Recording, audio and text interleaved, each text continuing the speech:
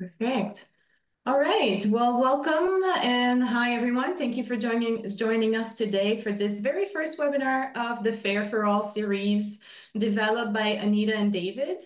My name is Florence. I'm the sector engagement lead at the Atlantic Region Association of Immigrant Serving Agencies, also known as ARAISA. So for those of you who are not familiar with ARAISA, we are a non-profit umbrella organization that supports organization in the important work of helping to settle and integrate newcomers into our communities. We also serve as a collective voice and forum for members here in the Atlantic region. Now for interpretation, the meeting will be delivered in English, but we do have simultaneous interpretation available. If you do need it, please click on the interpretation icon at the bottom of your screen and choose your preferred language. You can also choose to activate the closed captions in Zoom by clicking on the captions option, then show captions and selecting the caption language of your choice. We'll put these, oh, and I think Victoria did already. Thank you, Victoria. You can also see these instructions in the chat.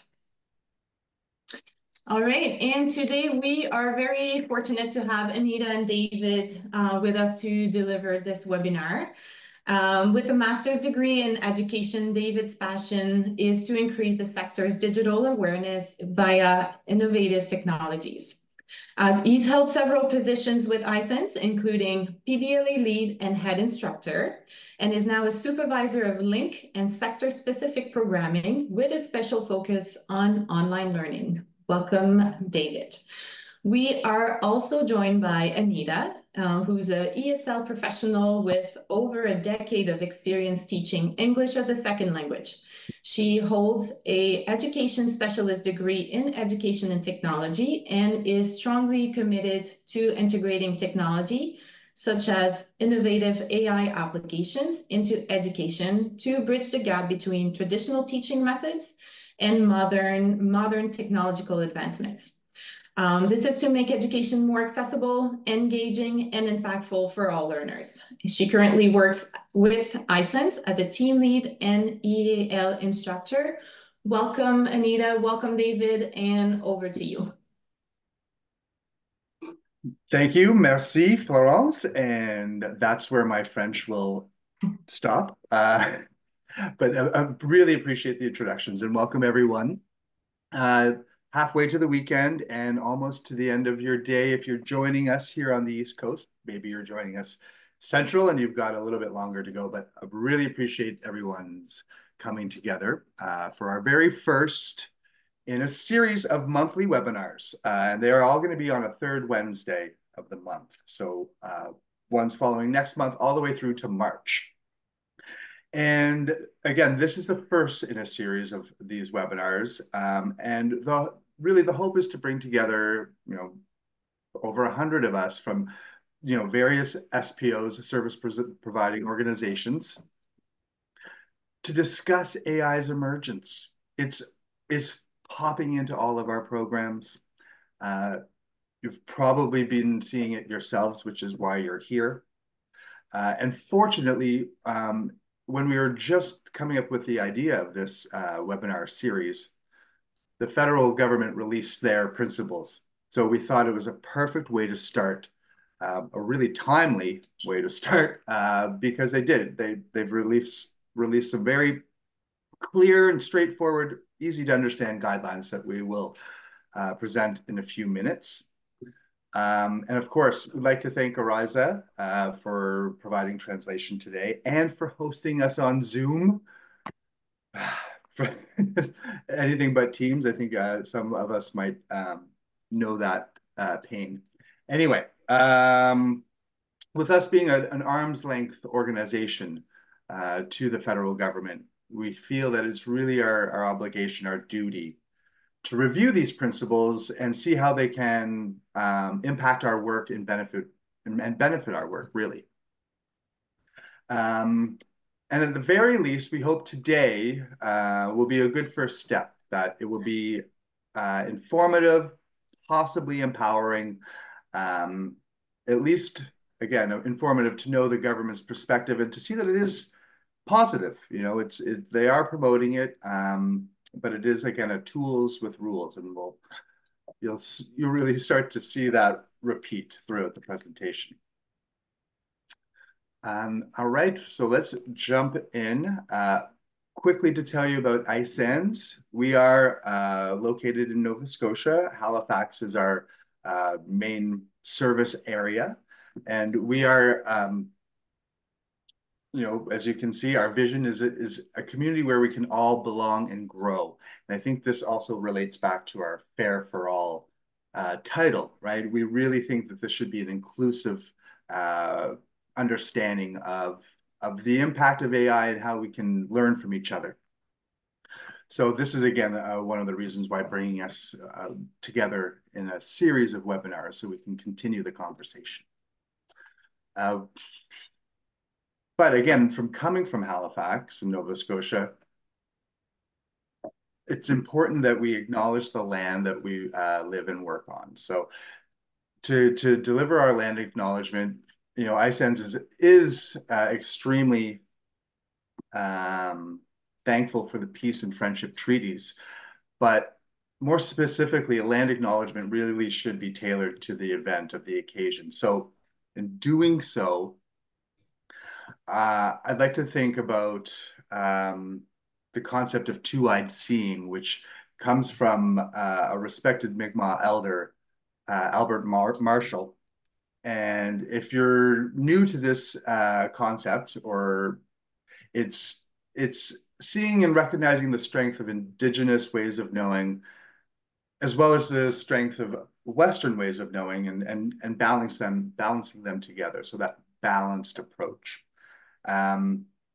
So when thinking about two-eyed seeing and Albert Marshall, there's a quote he says that is, the land should dictate how we engage with it. And if we think about AI as like this landscape that is completely artificial, well, we need to balance that with humanity. And so I think this is a great way to also frame the conversation about this tools with rules, right? AI is still in its infancy, and it needs to be guided by us. So I think this is kind of the message that I'd like to bestow today for that.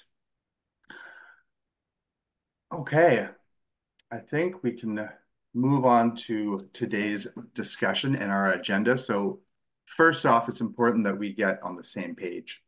So we're going to have a definition of what generative AI means to the federal government, as well as give some examples. Then, of course, we have to present a balanced approach to some challenges and some opportunities. Then this is when we get to, after that, introduce the FASTER principles. And this is an acronym, so each letter has a principle attached to it. So, here at ISANS, we love a good acronym, so this will hopefully land nicely for you as well. We're going to present some low risks and high risks, and give some practical examples so maybe it can help you understand if it applies to your team or your organization.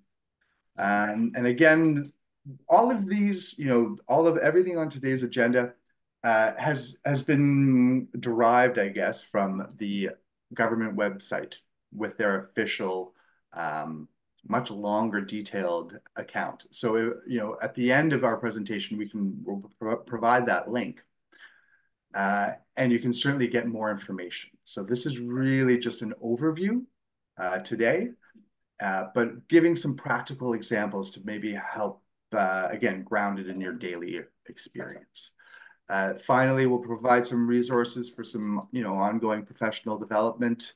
And then I think we can, if there's time, open it up for some questions. And I think Anita and I have timed this at about an hour, and that's generally when most people check out anyway. So hopefully we'll be able to have things wrapped up around that.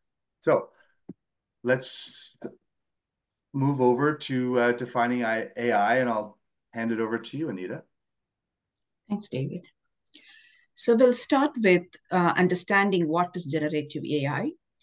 Generative AI is a type of artificial intelligence that can produce new content, such as writing stories, generating images, composing music, or even coding. So it does this by using the information it has been trained on. Unlike traditional AI, which mainly identifies the patterns or aids in decision making, generative AI goes a step further by creating entirely new content. So I'm going to talk about a few practical ways how generative AI is used in workplace nowadays. When it comes to the marketing and advertisements, generative AI can write catchy marketing copy or social media post, blurbs, and some advertisements. So this helps save time and keeps the brand message consistent. AI can draft blog posts or articles which human editors can then fine-tune. It also helps in customer support. So AI chatbots can answer customer questions, provide quick responses, and solve some common issues without needing a person. It can also draft emails, answering customer queries, offering quick and accurate responses that human agents can review later. And it plays a good role in design and creativity. In terms of graphic designing, AI can create logos, promoting materials, and even a full website based on the user input. So, and also it helps in the product designing. It can generate new product ideas by creating 3D models and prototypes. And it plays a major role even in the software development. It can write codes, and also even it can fix bugs. It helps in event documentation. It can automatically generate documentations for software projects. And then finally, it helps even in data analysis that is very advanced. And also it helps in predictive analysis. It can make forecasts based on the past data and helping the teams, the people to make the better decisions. David? Sure. Thanks, Anita. And this is a great time for us to do our first poll because we wanted to get a feedback from the audience as to whether or not you're using AI in your work. So I think this is our first poll. I've not done this on Zoom before, but I think something might pop up for us. There it is. So are you currently using AI in your daily work? And funny enough, we did have a meeting this morning with someone from a different team at ISANS who just recently used ChatGPT, maybe the day before, for the very first time. So we are seeing, quite a diverse response. Some very using it daily, and some, again, only their first time yesterday. And it's fairly split, so it's half and half. I wasn't expecting the split as close to be that. I thought maybe there would be maybe more no's, but that's good. Okay, interesting. Well, I think we can just minimize that. That's good to know to get the general feedback. 44% yes and 56% no. Okay, so then that's great. This is still very useful information for at least half of you. Okay. All right, so let's pop over to our next item. Again,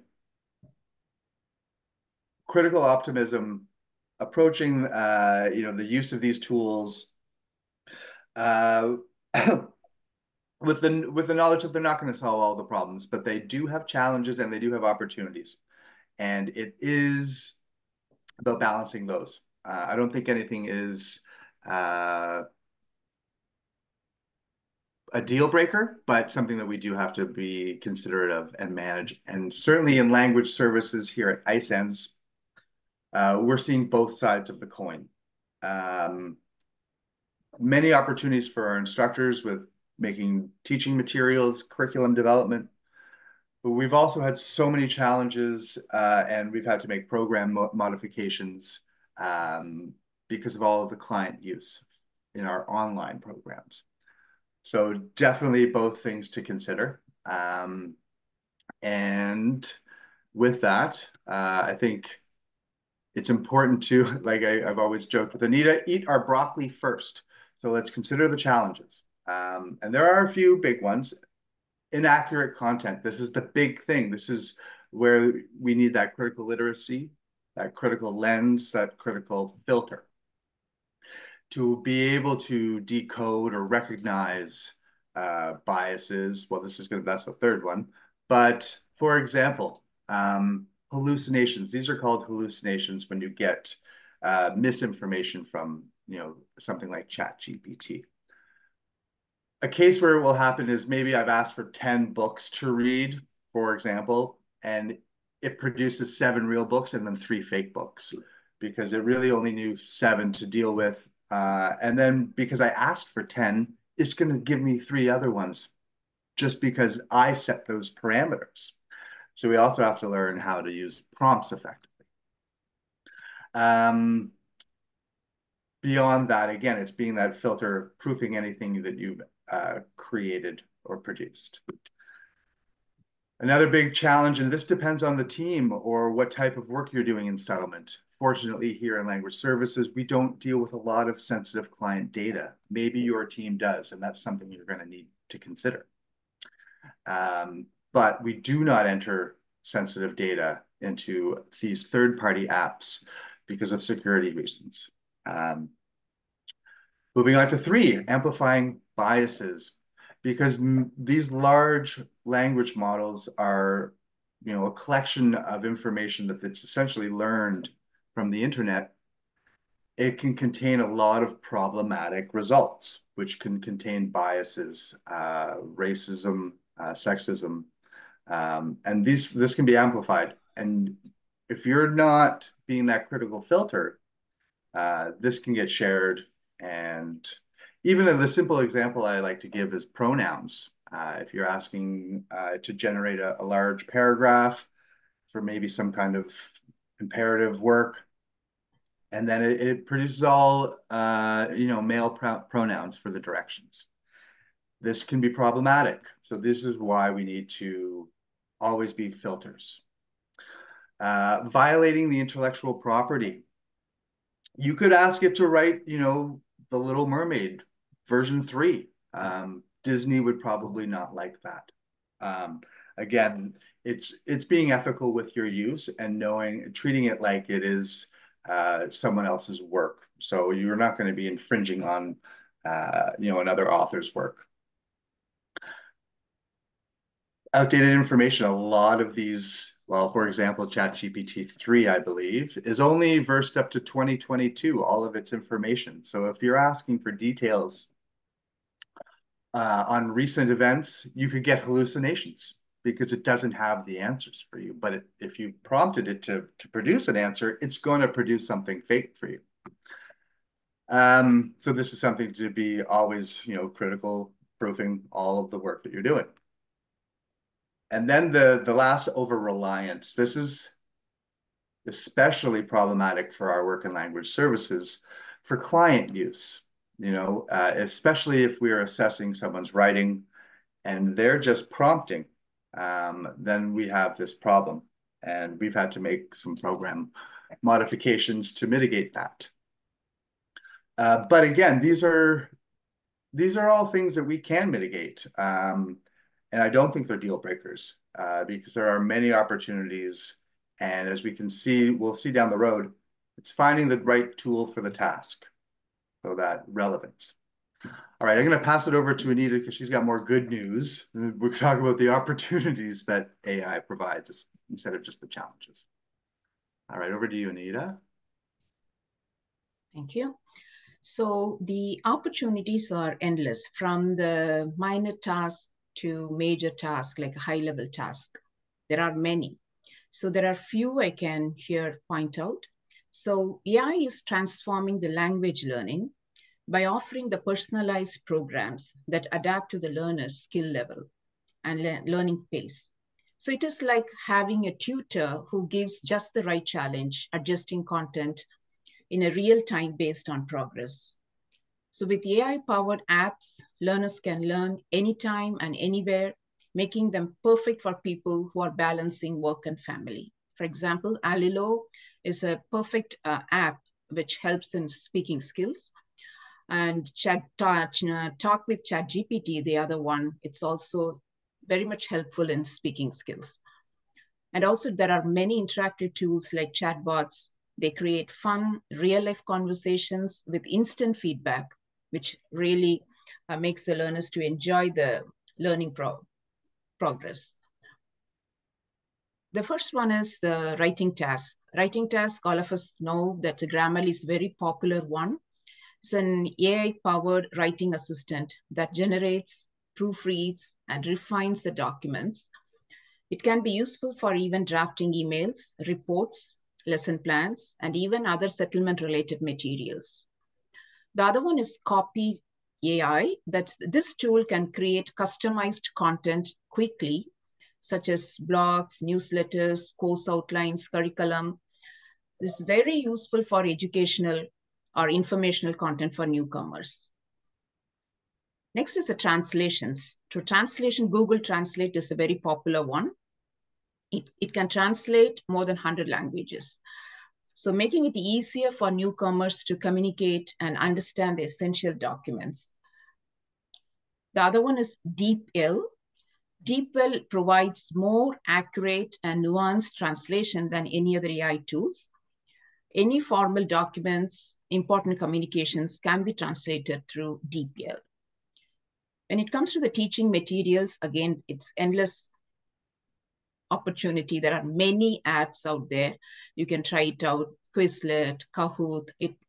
Instructors are using it to create some engaging activities, instruction materials, and some vocabulary building activities. It's all used for the skill building and even for assessments. hypeat.com, there is one, it can convert video or audio in few seconds as an interactive activity. So it's all time saving, and also it's free up some time for the instructors. Again, Roshi AI, it creates lessons in few minutes based on the CLB levels. And also many of the instructors, they use ChatGPT-4 to create some lessons. And when it comes to the presentations, there are many apps. Gamma AI, just you need to input the topic you need to create. It creates a presentation for you in few minutes. And then you can tweak and you can work on it. And you can create copyright-free images. You don't need to search for the copyright-free images. You can create by using Barely, DALL-E, and even ChatGPT-4 can create good images. It's very useful for the literacy classes where they have to create a lot of images. And again, AI can be your personal assistant.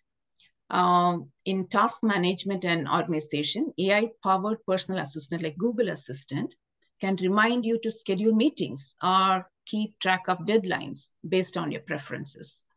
And also in the email and communication management, AI can learn which emails are most important to you, and it can flag the high priority messages. And also it provides suggestions how to respond to the emails. So that is phenomenal. David? Thanks, Anita. Yes, I've definitely used those suggested responses for emails, and I think others might have as well. And just a plug for January, our webinar for that month. One of the co-hosts will be Johnny, who is the developer of Roshi AI.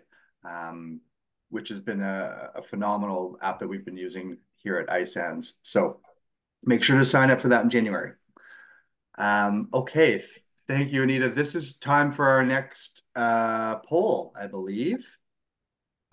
We are going to be introducing the FASTER principles, and we thought this was a nice quote to really ground it, you know. With every new tool comes a new set of responsibilities. Again, that's that balanced approach. So let's, the next poll question is asking do you know, does your organization currently have or is working on a policy for generative AI?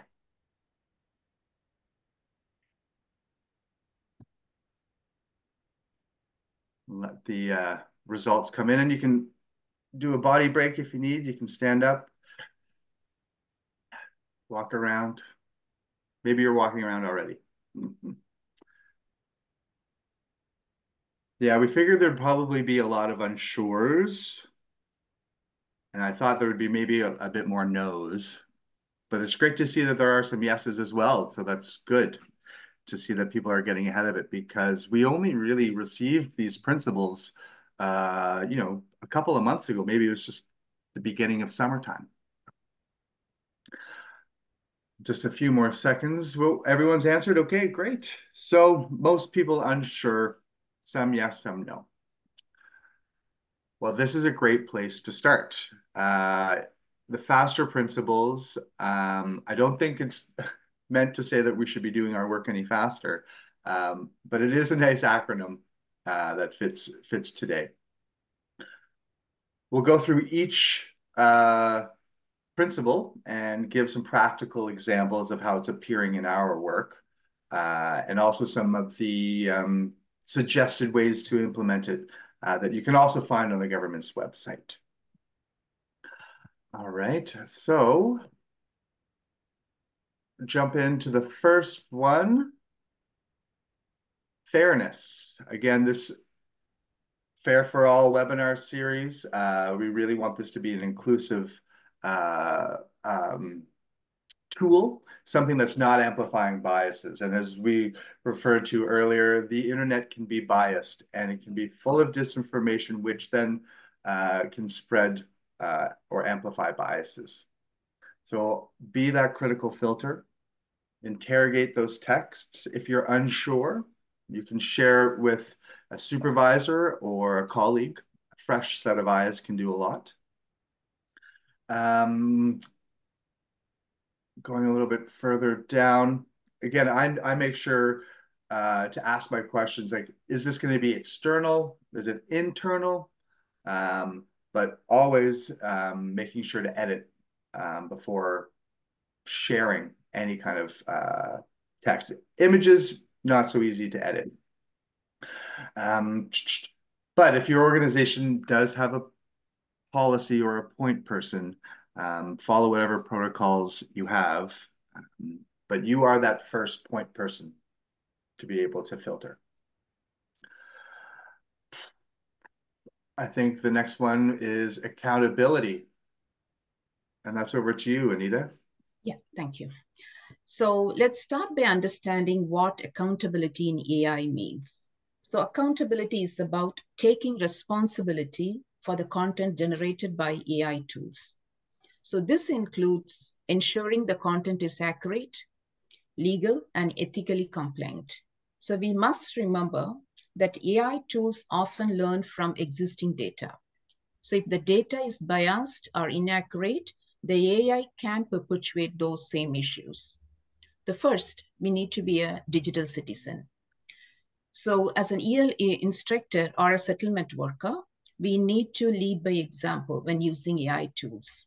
So this could mean transparent about when AI generate lesson plans or exercise or curriculum or presentations. We need to cite it. For instance, if you use AI to help generate class materials, double check that everything is accurate and appropriate. Next is accuracy, legality, and ethics. Let's say we use AI to generate a list of community resources for newcomers. The AI could pull outdated or incorrect information. So in this case, it's our responsibility to review and update the data so newcomers receive the proper support. For example, if AI lists an old address, it could confuse and disturb the essential services for the newcomers. So ensuring everything aligns with Canadian privacy laws and is ethically sound is very crucial, avoiding any misinformation or bias.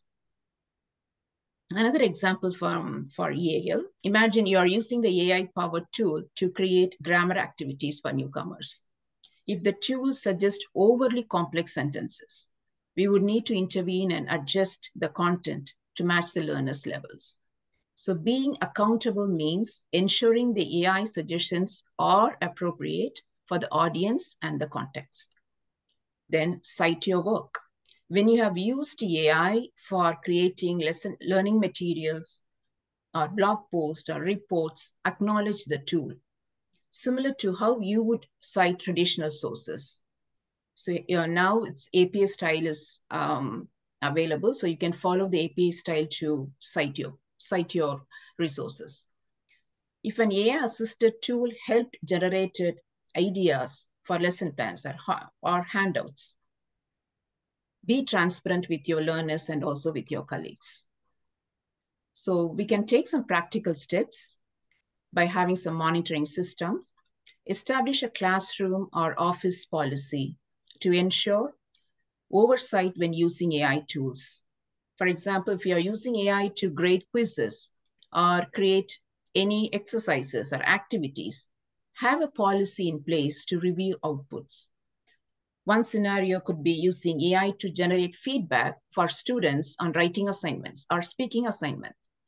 Before sharing it with learners, take a moment to review the comments to ensure they align with your teaching goals.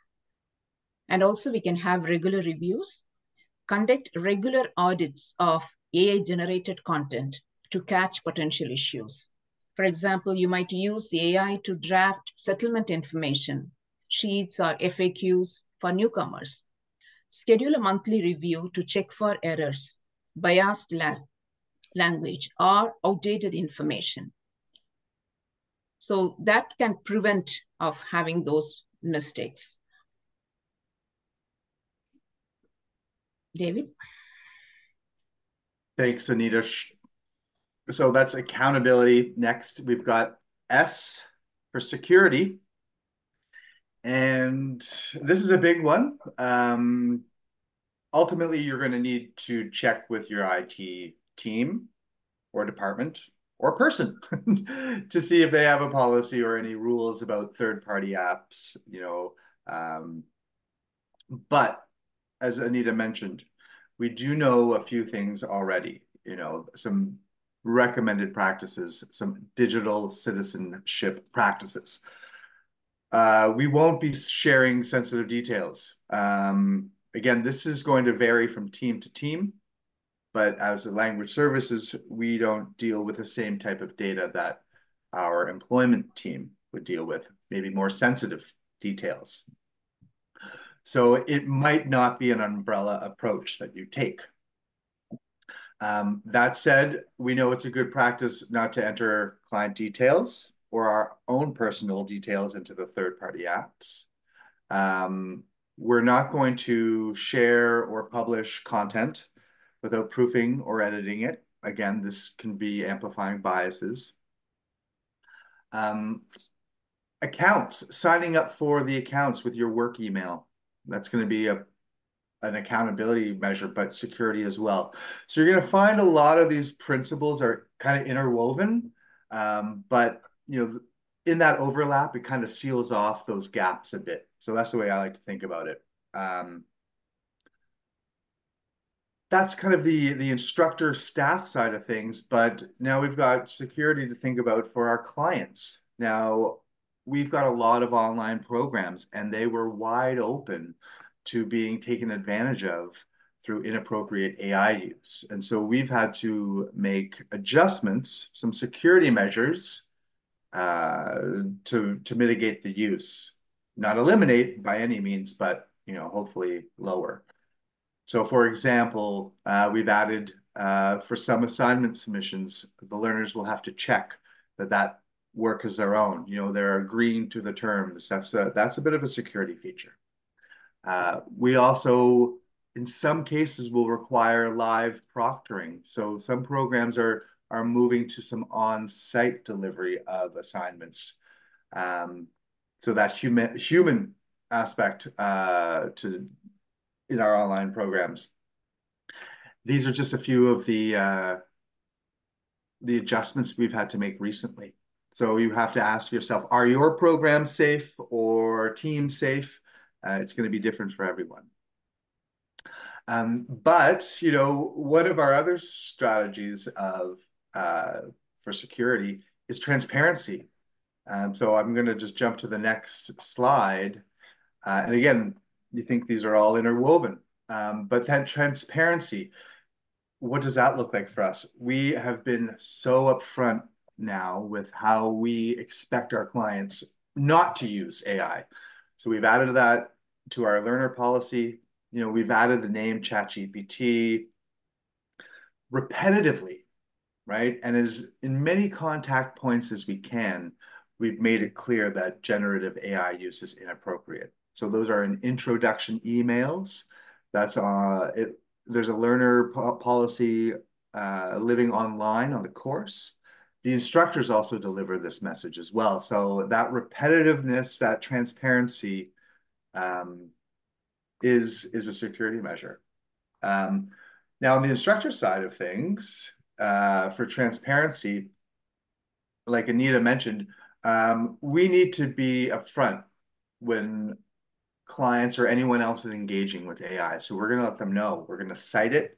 We're going to use it in APA, or it could even be an introduction. You know, you are now engaging with, or this photo has been made by. So again, being clear to your clients about the expectations, but you're also going to have to walk the walk yourself and be a digital citizen. So being transparent. All right, I think that's an ongoing problem for us, Anita. I think that's it. I'll pass it over to you and for the next letter, which is education. Yeah, thank you. So now we'll look at what is education in this principle. So AI is evolving rapidly, making continuous learning and training is essential for maximizing the potential in the settlement sector. So it's important to use AI, and to understand its strengths and limitations is most important. So AI can be highly effective for tasks like creating all the curriculum, content, exercises, activities, role plays, assessments, or matching newcomers with job postings or housing opportunities. It does a fantastic job, but it requires human oversight and adaptation.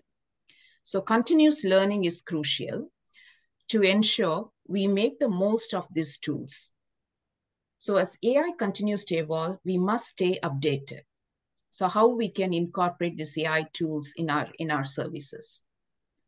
For example, if you're using AI tools in the language learning apps, it can be a supplement for your teaching by providing some additional practice tailored to individual learning aspects, but it can't replace.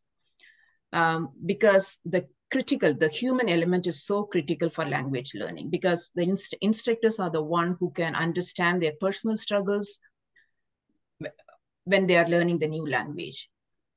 And also it's tied up with the culture. For instance, if an AI tool matches a newcomer with a job based on their skills, it may overlook a critical local details like a Canadian certification requirement. So we need to have a second look and see whether it's really matching with the right job, with the right person. So we need to understand now its strength, limitations, so that we can use it responsibly. AI can automate tasks like a document translation, or it can track the newcomer progress through the settlement process. However, it may miss the nuances that are important in the context of diverse culture and linguistic backgrounds. So human intervention is necessary to verify and refine the information generated by AI. One thing is, when we are giving, AI can give immediate feedback on pronunciation or with the activities by targeting their weak points. But it's also equally important that teacher can step in to explain why it is wrong and why it is correct, or where they can improve and how they can improve. So the human element of the instructor participation or the involvement is very necessary.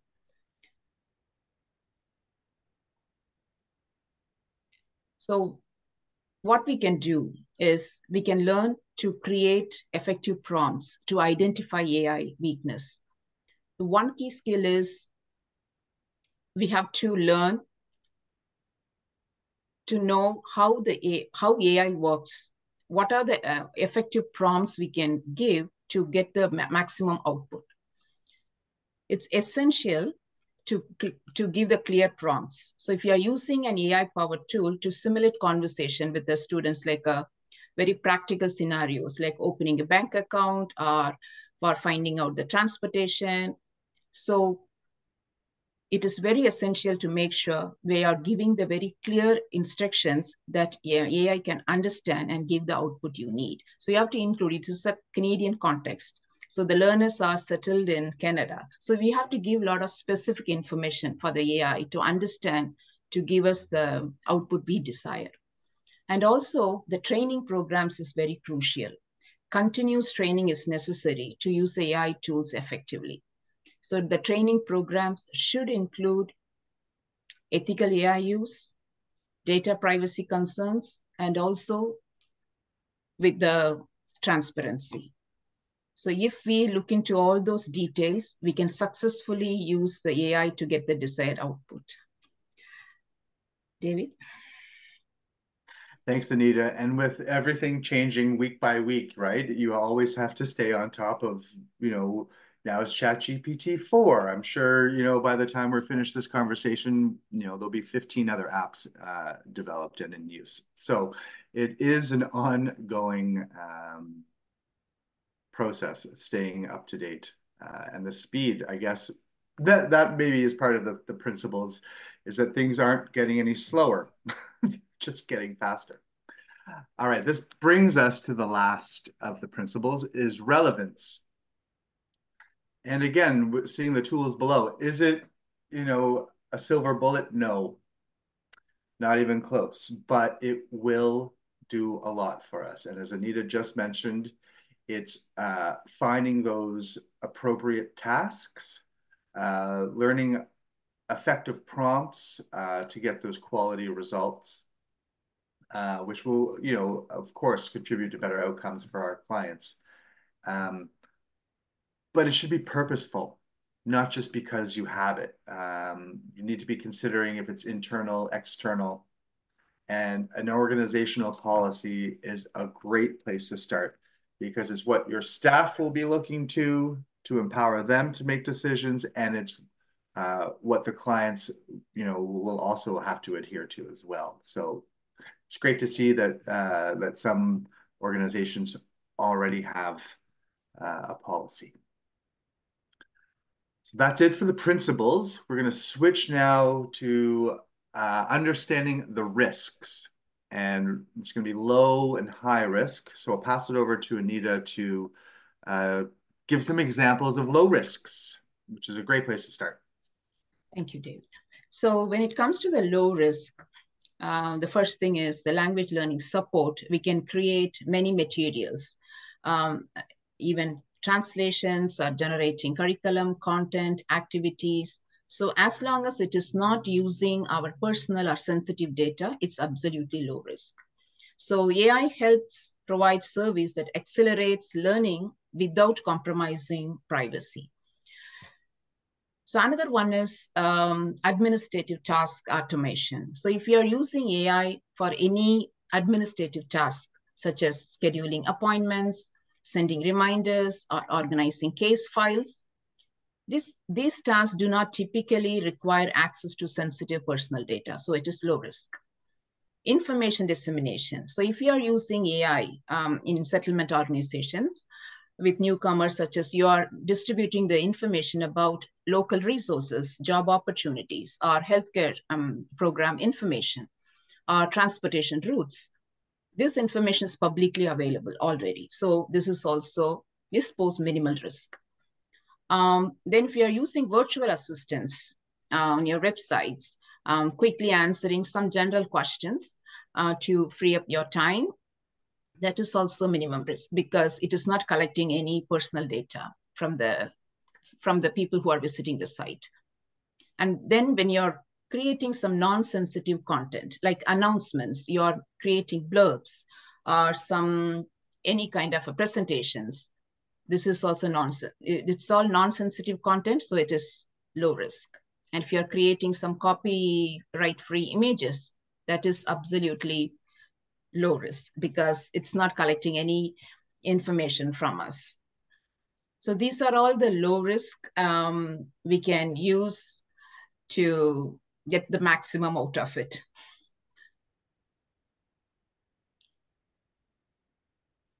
Is it over to me now, Anita? Yes, it's you. I'm sorry. Thank you. No apologies. Great. So I'm thinking, again, the flip side of the coin is pretty easy to understand. Sensitive client details, high risk. Employing, generative AI to come up with like a legal policy for your organization, also high risk. It's not going to know those local considerations that are so important for your SPO. So those kind of things, policy, it's okay to brainstorm, but again, you should be consulting with legal departments and management when you're developing your policy. Anything that's going external, and that it's going external without any filter, any person to kind of transfer that. So again, like a chatbot for the public could, as Anita said, produce misinformation about local events that are outdated. So, this is a risk that you need to understand. Certainly manageable risks. And again, speaking from our own experiences in language services, we're not dealing with a lot of sensitive client data. So we're really seeing a lot of potential for our teams for a lot of use. Again, because we're able to stay away from sensitive details and creating any kind of analytics using AI as well. So that's just not part of our team. It might be part of yours, again, so it's understanding that risk. All right, so with understanding those risks, we want to work smarter, and you're going to hear some repetition again. But these are the recommended approaches given to us by the federal government. And we have, go ahead, Anita. Yeah, when federal institutions are developing or using generative AI, we need to follow these recommended approaches. So there are some best practices we should follow to make sure that everything is in place with security. So these practices are designed to help or identify and reduce any risk that comes with using AI tools.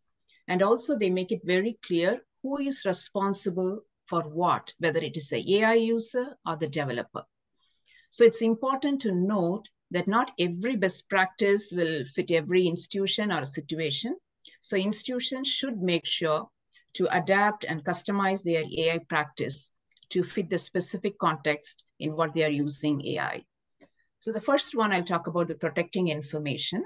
So when you're using AI tools, it's very important to make sure never enter sensitive or personal information into AI tools that the government of Canada doesn't manage. Make sure you understand how the AI system uses the data you input.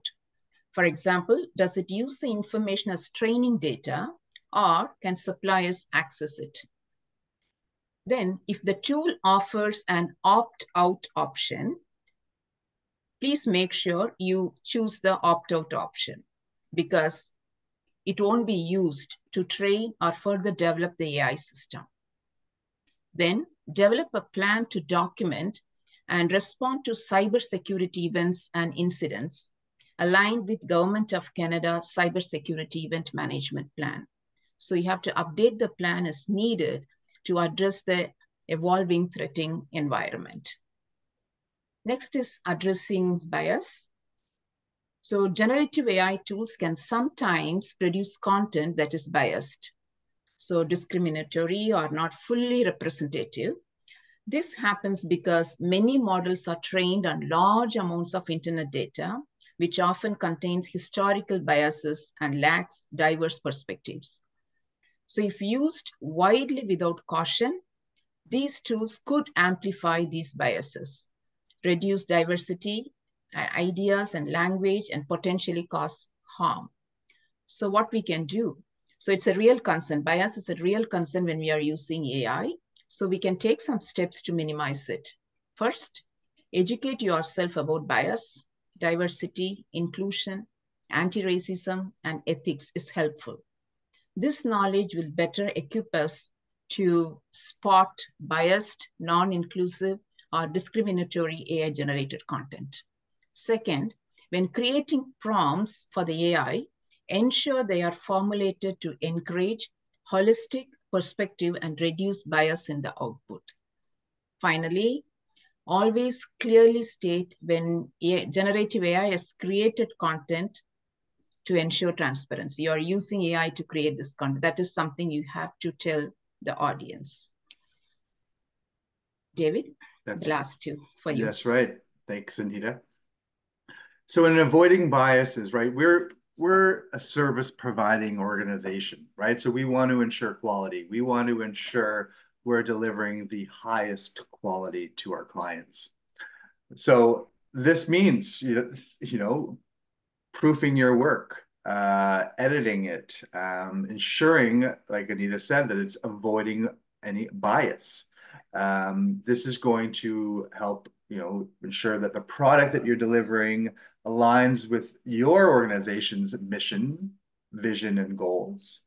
Learn to use effective prompts. This is going to this is a huge thing because this is where you save time. When you learn effective prompt use, you'll start to really see the benefits in time saving. And the quality will get better as well. It's you're essentially writing a mini program when you write your prompt. So the better you prompt, the better quality your results. So again, keeping in mind, we are a service providing organization and we want to ensure that the services that we're providing are the best that they can be. Finally, the critical autonomy, the public servant autonomy, and this wraps into, education, professional development, relevance, knowing the tool for the task, knowing when it's appropriate, when it's not appropriate. For example, I would not use ChatGPT to write a land acknowledgement. It's having that awareness, that ethical approach to generating content and the way that you're using it. So these are the days that we're defining and finding those places for it. And I think having these guidelines, these principles, help to solidify how we can use it. All right, that's it for recommended approaches. And we are just about almost finished here. One more slide. And this is just a summary of the principles. And again, we're going to repeat fairness, not amplifying biases, right? So having a critical literacy, critical lens, being accountable, citing your work, you're going to use APA formatting for that, for example. Security, are your programs secure? Do you need to make adjustments to your own programs? Transparency, being upfront with your staff and your clients as soon as you can about your expectations, and whether or not your clients are engaging with it or not. But walking the walk, being that digital citizen. Education, as we said previously, that's ongoing. The speed in which technology moves, we have to stay on top of it. And finally, that relevance is matching the tool to the task and matching again, your ethics, grounding your ethics with its use as well. I think that's it for the faster review, Anita. Yeah, yes, that's right. Yeah. And over to our resources. So this is, I think, almost our final slide, in which we do have our last poll before we take any questions that you might have. And our poll is, after seeing or hearing the government's principles for AI use, do you think AI has a role to play in our sector? Maybe it was a leading question, but we'll see. Getting a lot of yeses so far, which is nice. And as these results come in, our next slide, we'll share the link to the government's website that does detail all of the contents that we covered today. Some further professional development is for language instructors and administrators. New Language Solutions, the people who brought us Avenue, they have a whole set of teaching standards and client standards, program standards that very much align with these principles. So this is something worth reviewing as well.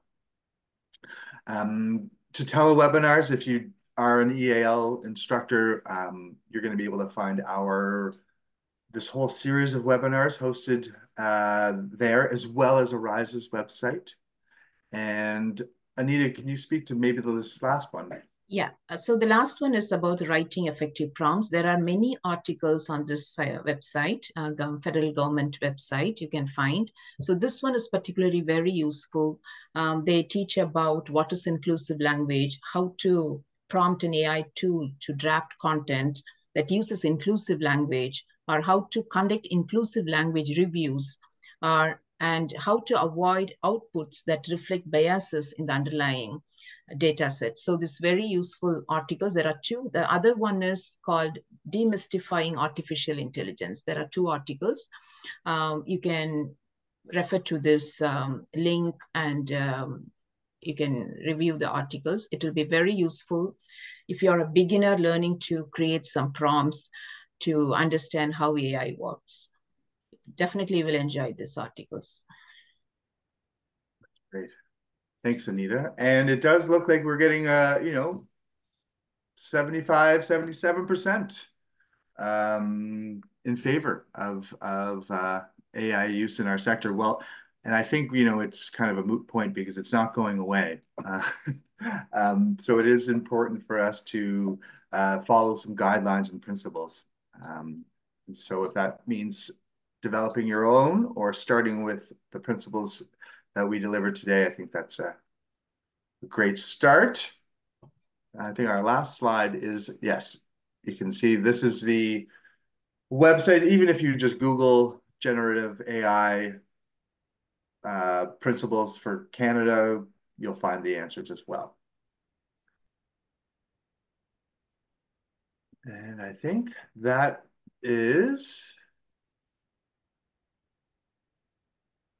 it for us. We'd like to open it up for any questions that might have been building in the chat or. Yeah, if I may, David and Anita, there's a few questions in the chat, and maybe I can just read them to you in order as they came. First question would be from Irma McDonald. Is there a specific way to cite AI in your lesson material? Or do you know of resources to guide for this? Well, generally speaking, I mean, if it's for internal purposes, you could simply state that you're using it. But Anita and I were mentioning APA is your best way to reference it. But where it's internal use, you could certainly, if it is for internal use, I mean, you could certainly just put a little note in there where it's not, which is visible, it's clear. Anita, do you have anything else on that, or? I'm sorry, I missed it because I was just reading the chats. I couldn't find this question. So what's the question again, please? If there's a specific way to cite AI in your lesson material. It's in particular AI to design AI material or? No, citing it for your lesson material. I think just APA, really, if you want Yeah. to. I mean, MLA is also available, but most of us, we use APA to cite it. Thank you. Second question, and sorry, I should say also that people are welcome to use the raise your hand function if you wanted to speak and ask your question live. In the chat, we also had a question from Rose who said, what would be unethical about having AI write a land acknowledgement? Well, question for David. Sure. For me, I think it needs to come from the moment, the person, and the context in which you're in. And I don't necessarily believe that AI would be able to do that for you. Maybe again, brainstorming to give ideas, certainly. But I personally, as my own ethics, I think it would be inappropriate because it needs to come from the heart. Really, it needs to come from the heart. That's why I'm going to say that. Just pretty much, full stop. I see a lot of questions also in the chat around making sure that people can access this presentation and not just the recording, but maybe the presentation, the PowerPoint, and also resources that you listed in the presentation. So I can confirm that the recording will be shared, as you mentioned, David, on the ARAISA's website and also Tutela. But I wonder if you and Anita wanted to share your resources as well. Yeah, I just shared the article link because someone asked for the link to the article about the effective prompts. And also I will provide the link to this demystifying artificial intelligence. Yeah, both are done. Thanks, Anita. Thank you. And we will send an email with a survey, and we can also include these resources in that email. Next question. Do we have a question from the audience before I keep looking at the chat? I don't see a raise your hand function. Since we are a lot of participants, I'm just going to ask that you use that function. Otherwise, I may not see you, and neither will Anita and David. So I'll take that as no. Another question from Mariette. Was this presentation translated by AI? And I can't answer that. No, it wasn't. We do partner with translators to translate our materials. And you were very clear about that at the very beginning. So that this is absolutely that you wanted human translation to that. So that is a good point to make. Absolutely. I mean, we'll use the tools that we can when we can with the resources, but yeah, human translation or human translation done by a person is often better. And another question from Stephen: is there a limit to how far an individual could use AI in an organization, and at what point is it considered unethical? David, would you like to answer this question? Because not it's at all. A high-level question. No. Well, I think again I can do that. Nice deferring it to it. Your organization would need to have a policy to know your boundaries. I think a lot of places right now they're in that kind of place of trying to create one. So that's really tough one to answer. Certainly, I think from my side, unless you've got something, Anita. Because I think it depends on the organizations, how much they are allowing them to use, because, I guess most of the organization, they have the very strict AI policy, like accounting firm, they can't use AI because they can't enter the personal information. It's very sensitive. So it depends on every organization, how much they give this liberty for the employees to use it. But in my experience, many of the employees, they do use it even for even emails or drafting some content or some blurbs or post or anything, just making presentations, because it makes our job easier and free up some time. So when you're getting that kind of assistance, then why don't you use it? Why would you give your time to make those, those content? Because someone is there like an assistant to give you that option to free up your time. You can utilize it. So it depends on the organization policy. Again, we don't have any prescriptive definitions, as in general. I'm looking at the chat, and again, taking a quick look at the audience. I believe I've relayed all the questions. So unless there are any more questions, I will, well, thank you, Anita and David. Thank you so much for this very informative session. And already you can see a lot of thank you notes in the chat. So this was very helpful. Thank you for the guidance as well. And before before I close, I see a raised hand. So Tatiana, over to you. You may need to unmute your microphone. She's our instructor. Yeah. So I just want to say a huge thank you to Anita and David. It was super informative, guys. Yeah. So both hands up to you. Our work is never ended learning. And I think the more sessions of this kind we have, and yeah, we cannot reject the fact that AR is an essential part of our life and probably of our work. So we need to know the policy, we need to know the rules, and we need to know how to work with it. Yeah, so thank you so much. Thank you so much. And make sure to sign up then for next month, because we have Paul O'Flaherty and Kelly Boland, I believe, hosting next month to give some more practical looks at how to use it in their teaching. Yes, actually, we'll put that link in the chat right now. So people that are interested in signing up for next webinar, Victoria just posted the link in the chat. So the registration form is open. So please register to that session as well. And we also would appreciate if people could fill out a quick survey to provide us feedback so we can always improve ourselves in delivering content. So thank you so much for taking the time to sign up for the next session and to fill out the survey. And thank you everyone for being here, much appreciated. And again, thank you Anita and David for this very interesting presentation.